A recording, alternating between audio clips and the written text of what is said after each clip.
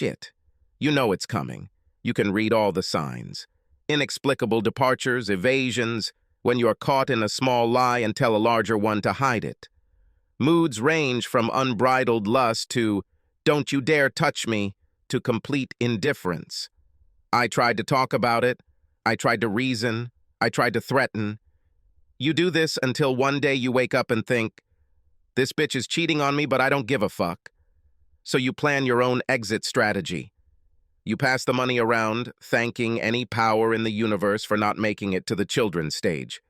Think about the pain, public humiliation, physical violence.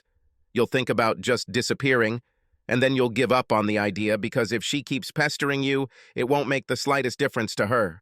So you become sullen, withdrawn, and let her tirades and disrespect roll off of you because you simply don't give a damn, watching in amazement as she realizes that if you don't already know, you suspect. You enjoy how she tries to keep everything to a minimum. Upset when she comes home from an intimate affair with her lover and discovers that you are not at home, eagerly awaiting your return. And the shock on her face when you say no to sex with her and then have her like a cheap whore when she least expects it. Then the explosion and its consequences occur. It was a neighborhood party. Summertime, guys in shorts, girls mostly in sundresses, scattered among really short shorts and low-cut tops.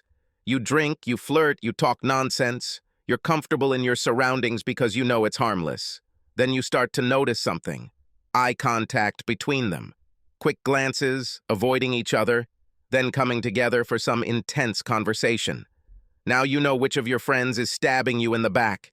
You'd feel sorry for his wife if she weren't such an arrogant bitch. They all deserve each other.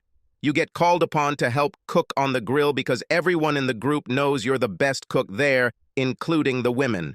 This is an ideal observation position. He disappears. 5 minutes later, she does the same. You're looking around for someone to delegate grilling duties to when God gives you a gift and the grill dies and the propane tank runs completely empty. "Dude, you're out of propane," I say to our host, one of the few people I actually like. "I didn't think it could end," he says, as his wife of 9 years squirms happily on his lap. "I have another one in the basement. I'll bring it." You laugh and tell him that he looks a little busy while the rest of the crowd smirks and you go after it yourself, deciding to look for the down on your luck lovers. You find them, of all places, in the basement. He is standing in the doorway of the pantry. His shorts are pulled down to his ankles, grabbing the door frame for support. You can't actually see the woman kneeling, but there was only one woman in a pink top and white shorts. You flash hot, flash cold, then look down at your hand and notice the grill fork you were lazily carrying downstairs. He stops encouraging the woman with praise to look at the trembling silver shaft, 2 prongs of which pass through his hand, pinning it to the doorpost. Before he can scream and warn the woman, you step back and kick him in the groin. You partially succeed, and you hear the woman gag in surprise. The man would have fainted, but his pinned hand seems to keep him on his feet. Smirking, you head back upstairs, telling your neighbor, who also happens to be a registered nurse, that she might need to go down to the basement. It looks like there might have been an accident there.